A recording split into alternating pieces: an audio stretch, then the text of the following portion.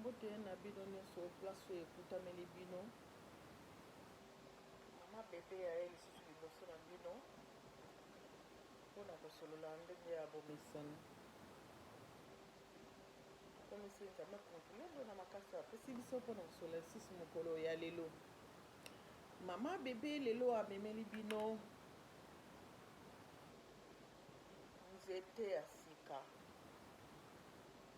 Tozokola tozomona akenda bamapango na biso baclôture obie na basima ndako na biso ezali toujours na banzete moko boye na nsima ndako oyo bapara na biso banda kosala biso lokola ti yango babengaki na nkombo ya sinda. Yango nasimbi sinda oyo na français babengi na nkombo ya citronnelle, biso nyonso toyebi yango solo kitoko. Sinda ezali nini? Sinda ezali te, ezali pe kisi. Sinda ezali plante moko aromatisée oyo bautilisaka mingi mpona koaromatize baplante na biso epuis ebotaka boye banzete ya mike epuis na se nango kota mosisa ezalaka boye. Alors mpona kosalela na biloko na biso ebongi to utilize koto ezalaka ya suka ezalaka babienfait ebele na arome kitoko mpona basuki na biso surtout cuisine asiatique bautilisaka yango mingi. eloko nini na remarke eloko moko boye biloko nyonso tozali nango na mboka na biso bakoka na biso basalelaki soki otali origine nango ezalaka ekoma asiatique ou bien indienne. Donc elingi oloba nini?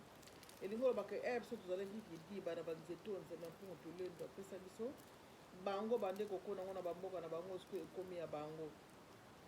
Donc biso nasi totikalika peut-être na fumbwa pamba oyo ke origine nango eza Congo na Afrique centrale pardon, mais kala pe te so tosali makasi te na fumbwa tokomona kaka origine nango eza bato misi moke bazwi biso biloko ebele niti sinde soki okei na mokanda otangi eza origine asiatique Asie. Est-ce que bino bodimi yango? Donc tofungola miso biso tozowela makambo mosusu bato bande koprofite kokoma na biloko emonanaki na mboka na biso. Ntango oyo ekomi ntango oyo toyebaka na korécupere biloko na biso nyonso parce que richesse na biso nyonso bayibi. Alors tokokontinue kati na sinda na biso. Sinda babengi yango citronnelle na français. Sinda ezali te, ezali pe kisi. Alors sinda ezali kisi, sinda ekobikisaka na maladi nini? Sinda ekobikisaka na bamaladi ebele penza. Sinda ekobikisaka sinda yango moko kati na yango ezali na acide folique. Sinda ezali na vitamine B1, B5, B6. Sinda ekobikisaka maladi ya ndenge na ndenge kati na banzoto na biso. Sinda ezali antibactérienne. Sinda ezali antisédatif. Sinda ezali kodecontracte bamiska oyo eza contracte ndenge mona ndenge natangaki na ndenge nayebisaki bino na bulukutu eza makambo ndenge moko mpe na sinde. Sinda ezali antimalarique. Donc elingi olobake mpona coronavirus soki osangisi sinda na citron na miele ekoki kobikisa biso mpona bokono wana mpe. Sinda esungaka trouble digestif. Donc soki omeli sinda infusion ya sinda apres kolia nde ekosunga yo mpona ozala na problème digestif te. Sinda ezali antifatigue mentale. Sinda ezali bien mpona bato oyo baza na maladi oyo babengi anxiété. ezali nini? Anxiété ezali maladi moko oyo bon tokobenga oka maladi parce que eyaka yara moto akute na situation moko catastrophique ou bien azali stressé ou bien azali na ba malaise ou bien azaka na basituation moko boye difficile oyo akute nango nde akomaka na anxiété.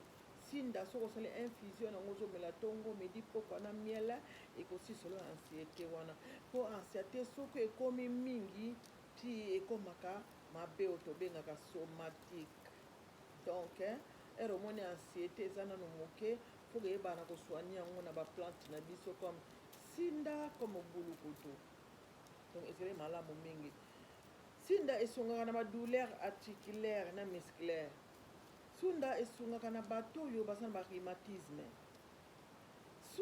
Sinda citronnelle ekontribuaka mpe na kobese taux ya sucre na makila mpe taux ya mauvais cholestérol. Donc ozomona sinda na biso makambo ebele esalaka. Sinda eswanaka fièvre, eswanaka grippe. Sinda ezali insecticide. Sinda ezali insecticide na koyebisa bino pourquoi sinda eza insecticide. Soko olandi na bulukutu nayebisaki bino ke bulukutu mpe ezali insecticide. Donc nga nazangaka sinda na nga na ndako te yango nalakisi bino sinda na ngai ezali. Alors ekozala malamu tosalaka sinda na biso na modèle nini tokosala infusion tokosala totokisa yango tokoki mpe kosomba huile na yango mpo tosalelaka. Donc ezali malamu mingi sinde boyoki biloko nyonso oyo nga nalobi oyo ekosungaka. Donc grippe, malaria, fatigue mentale bomonaka ya mo biso bato mona olembi na motu pene elembi soko omeli sinde omonake epesi yo susu baénergie mpona bavitamine oyo eza na kati ya sinda. Sinda nalobi ke eza insecticide. Donc sinda soki okuni yango penepene ya ndako ou bien otia yango na bapo na fenêtre na yo na ntango na sinda ekobengana bainsecte nyonso pembeni na yo. Nayebisaki bino na bulukutu ke wi nakenda bakisasa mbala ebele na zonga baswanga na bangungi te puka baswanga na bangungi te mpo na mai na ngai ya kosukola na ndako tia sinda. Donc na kosukola na sopili sinda ngungi ya kokima mosika ngungi ya kosonga te meme nalali place bangungi bazali bangungi bazalaka pembeni mais place oyo ngai nazali te. Donc sinda ntina na yango wana. Donc sinda bakosalaka yango huile yango eza partout na monde entier. Soki otuni huile de citronnelle okosomba yango nga mpe naza na huile na ngai ya sinde awa naza na yango wana ngai na koyebisa bino modele nini oyo nga na utilizaka sinde. Donc toyebaka na kokundaka sinde na biso pembeni ya bandako na biso eza très important mpona kokundaka sinde na biso. Donc sinde na biso ezali malamu soki okolamba yango 15 grammes ya sinda otokisi na 1 litre ya mai nde sinda okoki kotokisa comme okoki kosala yango infusion bakosala nde na infusion na kokata sinde na kati yango soit comme ça natie na kati ya verre natie sinde na kati pendant 5 ou bien 6 minutes wana babengaka infusion nde okomela yango ekozala kitoko mingi comme okoki kotokisa yango boye otokisi solo kitoko boye otokisi yango nde ntango wana okopase mai wana. Attention bafe ya sinde ezali na basende pembeni nango basende awa yango wana soki otokisi yango fo toyebaka kopasa yango na passoire po te basende wana soki tomeli yango osala biso bapota ekoprovoke biso ulcère na estomac. Donc tosala attention kote wana. Sinde ezali malamu mingi kasi mwasi oyo aza na zemi mpe bana mike ava bamela sinde fo kotuna monganga soki bakoki komela obia bakoko solo nango ekangi nga mwa te bakoki komela obia bakoki komela te parce que eza déconseillé na babasi oyo baza na bazemi. Donc sinda ezali malamu komela yango après kolia po ede yo na makambo nyonso oyo touti kotanga wana. Donc na bato bazalaka constipé soki outilize sinda ekozala malamu no bobosana te. Sinda tokoki koutilize yango infusion, sinda tokoki koutilize yango en décoction oyo ke ozwi nyonso otokisi, soit ozwi mai ya moto otie sinda na kati, soit huile nango neti bino ke huile nango bakotekaka yango partout. Nga mpe naza na huile na nga ya sinde, nalakisa bino nga mama bebe ndenge nini nasalaka. Okei wapi elumi nalakisa bino ndenge nga mama bebe nasalaka na huile na nga sinde. Nakopesa publicité ya place nasombeli te mpo ngai nazosala émission mpona malamu na biso bien-être ya biso ya santé na biso moko. Nakoyebisa bino ndenge nini oyo nakosalaka. Oyo eza diffuseur, bokosomba yango na basite internet, eza na courant. Yango oyo nazwi huile na nga ya sinde, nabombi kombo po boluka bino moko na internet. 3, 4, 5, 6, 7, 8, 9, 10, 11, 12, 13, 14, 15. Natie kutu ebele. Alors oyo babenga yango diffuseur. Modele oyo nga na utilizaka sinde, huile ya sinde. Nazwi nakangi mofinuko ya diffuseur na nga, nabombi kombo nakangi mofinuko ya diffuseur na nga. Après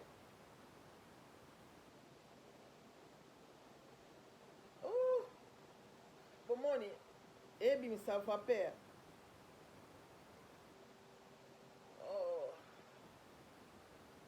Bomoni te ezobimisa vapeur yango oyo.